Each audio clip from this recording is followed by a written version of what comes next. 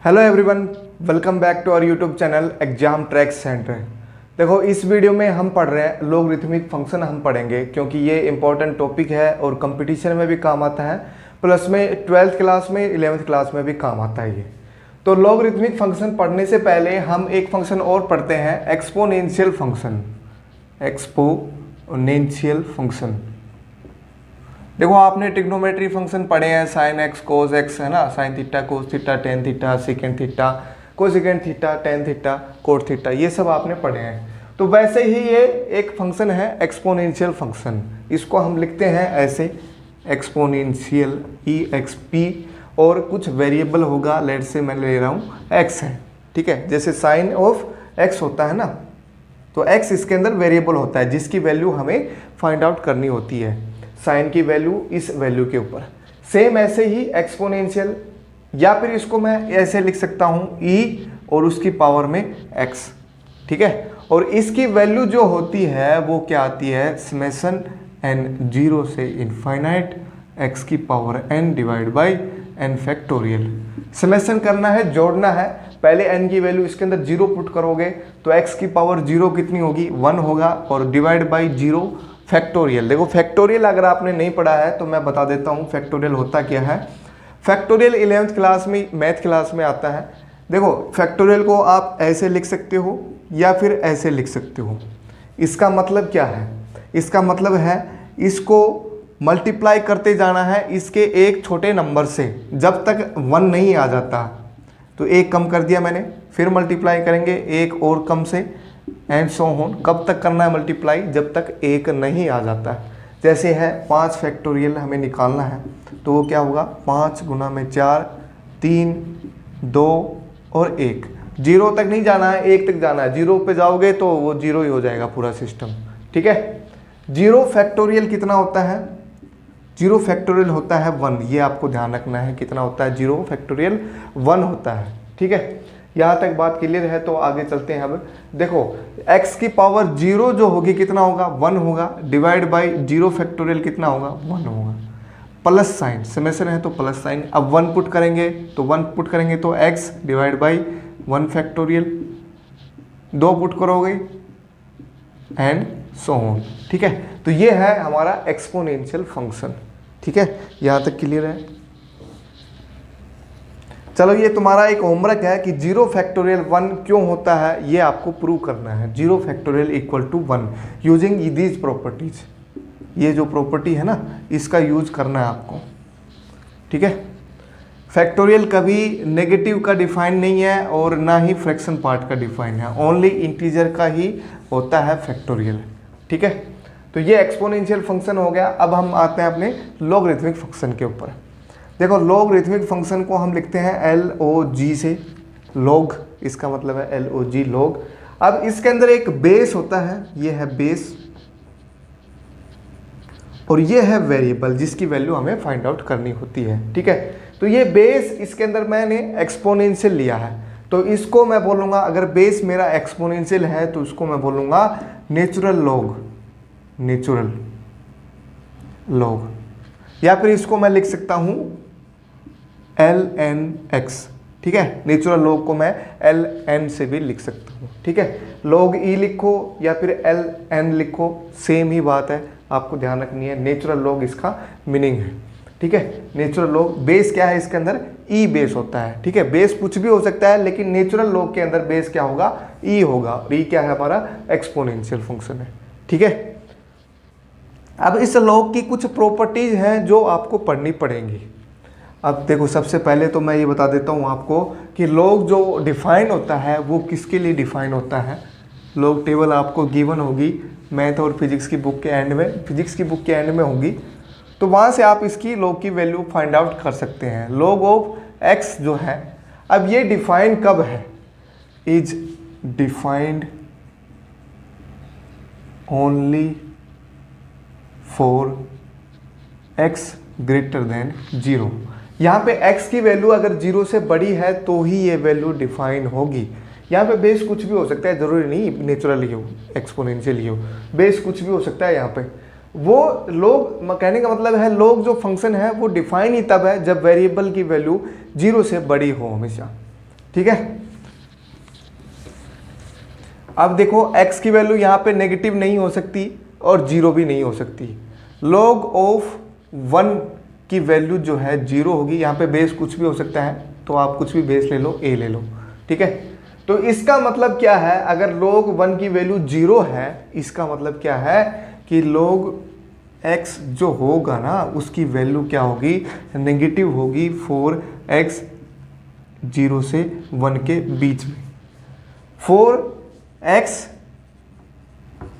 Greater than 1 इसकी value जो होगी पॉजिटिव होगी, और 1 के ऊपर कितनी होगी, 0 होगी। यहाँ पे लिख लो आप 1 फॉर x इक्वल टू 1। 1 के ऊपर log की वैल्यू कितनी होगी, 0 होगी, और 0 से 1 के बीच में लेस देन नेगेटिव होगी, और 1 से बड़ी होगी अगर x की वैल्यू, तो पॉजिटिव वैल्यू आएगी, ठीक है। तो ये बातें आपको ध्यान रखनी है। अब log की हम कुछ प्रॉपर्टी पढ़ते हैं। देखो, अगर मेरे पास जो वेरिएबल है और जो बेस है, अगर वो दोनों सेम है तो इसकी वैल्यू आएगी 1 आएगी, ठीक है। सिमिलरली जैसे कोई भी बेस है, a बेस है, तो इसकी वैल्यू क्या आएगी, 1 आएगी। जैसे बेस है 10 बेस ज़्यादा यूज होता है तो उसकी वैल्यू भी क्या आएगी, 1 आएगी। ये हमारा वेरिएबल होता है, ये पे बेस होता है, ठीक है। तो इसकी वैल्यू भी 1 आएगी। कहने का मतलब बेस और वेरिएबल दोनों सेम हो तो इसकी वैल्यू 1 आएगी, ठीक है। प्रॉपर्टी नंबर 1 है, ये हमने कर ली।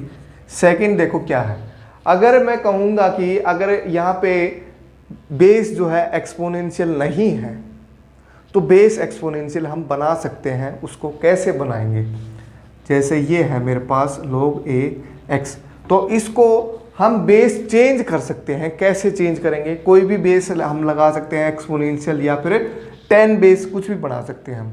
तो लेट से मैं e बना देता हूँ, तो इसकी वैल्यू ये होगी। और देखो बेस तो e बन गया, और x जो है ऊपर था तो ऊपर लिख दिया मैंने, ठीक है। नीचे क्या है, बेस में a था यहाँ पे, तो a जो है नीचे आएगा। log बेस इसका भी e रहेगा और ये a नीचे आ जाएगा। बस ये बात ध्यान रखनी है आपको, ठीक है। कहने का मतलब ये है, जो x ऊपर था, जो log के साथ था, वो तो ऊपर रहेगा, और a जो बेस में था वो नीचे आके ऊपर में हो जाएगा, नीचे आके हो जाएगा, ठीक है। यहाँ से देखो एक क्वेश्चन हम करते हैं, जैसे log a b multiply by log b a, तो इसकी वैल्यू कितनी आएगी।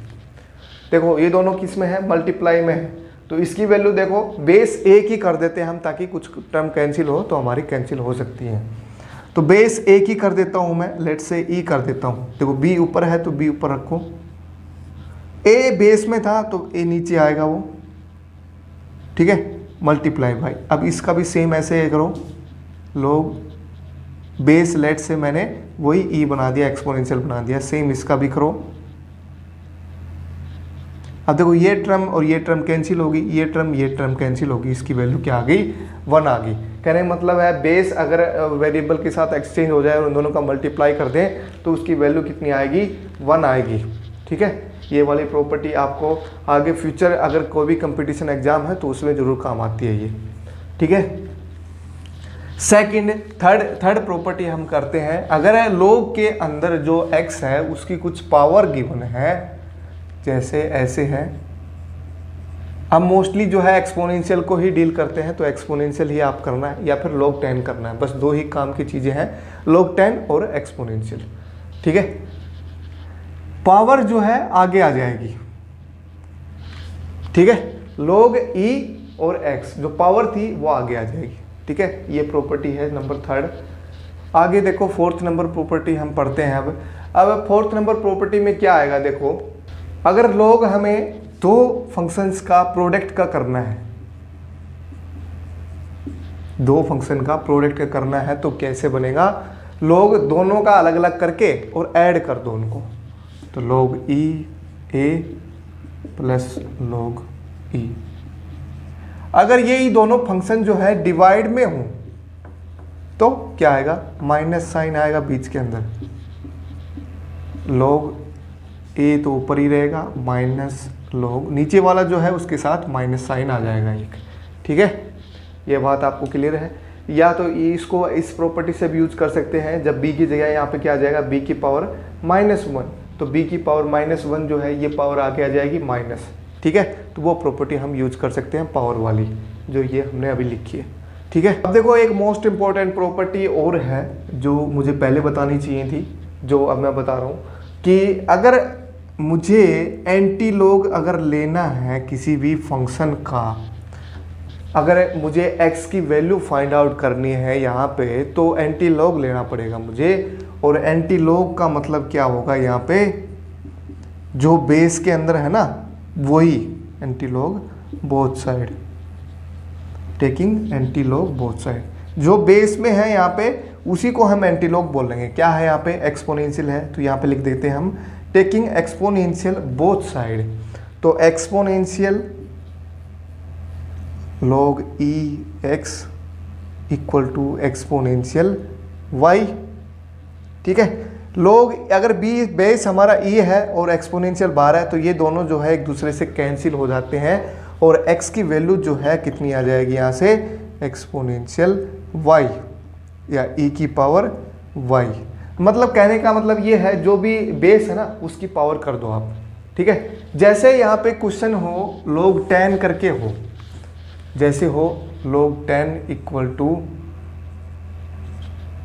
log 10x equal to y, तो यहाँ पे x की वैल्यू जो है कितनी आएगी, जो बेस है ना उसकी पावर कर दो आप, तो 10 की पावर कितनी हो जाएगी, यहाँ पे y हो जाएगी, ठीक है। जैसे ये हमने यहाँ पे किया था। अब यहाँ पे हम क्या लेंगे, एक्सपोनेंशियल नहीं लेंगे, यहाँ पे 10 की पावर में लेंगे इसको, तो 10 की पावर में करना है आपको, 10 की power log 10x equal to 10 की पावर में y, तो log 10 से ये कैंसिल हो जाएगा क्योंकि बेस और ये सेम है, ठीक है। तो यहाँ पे x बच गया और x इक्वल टू 10 की पावर में y। तो ये प्रॉपर्टी जो है बहुत ही इंपॉर्टेंट प्रॉपर्टी है, बार बार यूज आती है। बार बार एक चीज़ और यूज आएगी आपके कि log नेचुरल log और log 10 के अंदर क्या रिलेशन है हमारे पास, नेचुरल log और log 10 के अंदर, log 10 मैं यहाँ लिख देता हूँ। तो इन दोनों के बीच में जो रिलेशन है वो क्या है कि इसको अगर हम मल्टीप्लाई कर दें 2.303 से log 10 को, तो वो किसके बराबर आ जाएगा, नेचुरल log के बराबर, ठीक है। जो हम 12th क्लास में डिफरेंशिएशन पढ़ते हैं तो वो डिफरेंशिएशन नेचुरल log का होता है, हमेशा ये बात ध्यान रखनी है। डिफरेंशिएशन आपने अगर पढ़ा है तो मैं लिख देता हूँ नेचुरल log का ही होता है। अगर नेचुरल log नहीं है तो उसको बनाना पड़ेगा पहले। वो कैसे बनाएंगे, वो मैंने प्रॉपर्टी बताई आपको कि बेस चेंज कैसे करते हैं।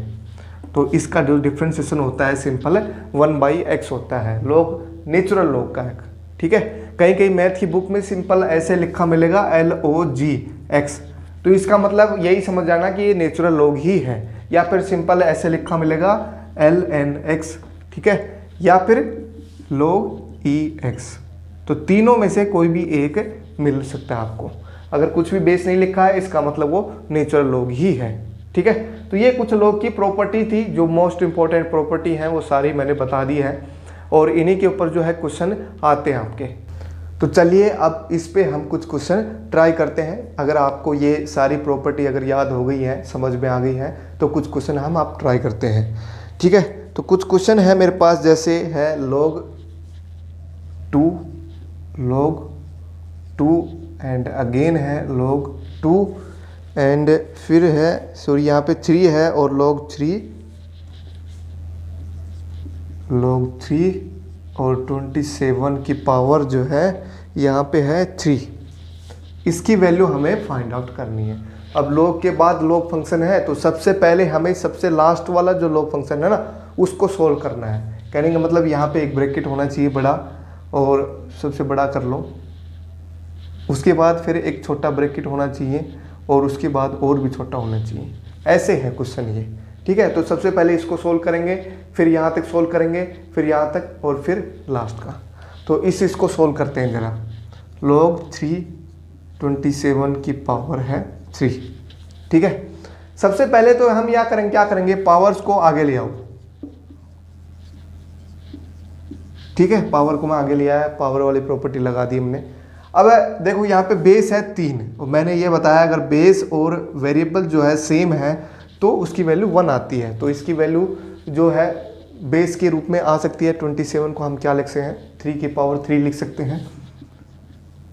3 इंटू में log 3 3 3, ठीक है, 3 की पावर 3 कर दिया मैंने, 27 हो गया।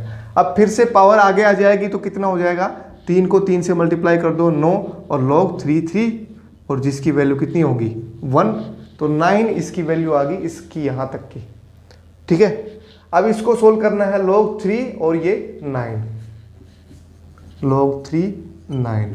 अब 9 को फिर से 3 की पावर में लिख दो क्योंकि बेस यहाँ पे 3 है, तो 3 की पावर 2 कर देंगे। 3 की पावर 2 तो 9 होता है, तो पावर जो है इसमें भी आगे आ जाएगी और log 3 3 कितना हो गया 1 हो गया, और 1 को 2 से मल्टीप्लाई करेंगे तो 2 आ गया, ठीक है। यहाँ तक वैल्यू जो है 2 आ गई।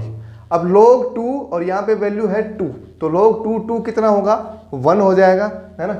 और यहाँ पे देखो 1 बच गया, यहाँ तक टोटल जो है 1 हो गया, और log 2 1 कितना आएगा, देखो बेस मैंने बताया कोई भी हो, अगर यहाँ पे वेरिएबल 1 है तो उसकी वैल्यू कितनी आती है 0 आती है।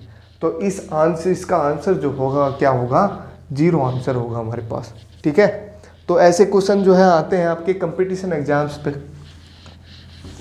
और क्वेश्चन जैसे हम करते हैं, जैसे है हमारे पास log 10 log 5 की पावर 10, ऐसे है कोई क्वेश्चन। तो इसकी वैल्यू बताओ जरा मेरे को कितनी आएगी। देखो ये जो है पूरा वेरिएबल हो गया इसके लिए, तो पहले इसको सोल्व करेंगे हम। log 10 पावर आगे आ जाएगी log 5 और इसकी वैल्यू कितनी होगी 1 होगी। अब 10 10 बच गया यहाँ पे, और log बेस और वेरिएबल दोनों सेम है, तो इसकी वैल्यू कितनी आएगी 1 आएगी, ठीक है। तो एक क्वेश्चन है जैसे log ऑफ बेस है 2 और इसकी वैल्यू है 32, इसकी वैल्यू आपको बतानी है कितनी आएगी, ठीक है। तो यूजिंग दोज प्रॉपर्टीज हमें इसकी सोल्व करना है। तो 32 है, देखो बेस जितना है ना, तो बेस की फॉर्म में इसको कन्वर्ट करने की कोशिश करो इस वेरिएबल को। तो 32 को मैं क्या लिख सकता हूँ, 2 इंटू में 2 इंटू में 2 इंटू में 2 इंटू में 2, 32 हो जाएगा। 2 की पावर कितनी हो जाएगी, ये टोटल 5 हो जाएगी। देखो मल्टीप्लाई करके देख लो, ये हो गया 4, ये हो गया 4, तो 4 इंटू में 4 16, 16 इंटू में 2 32, ठीक है।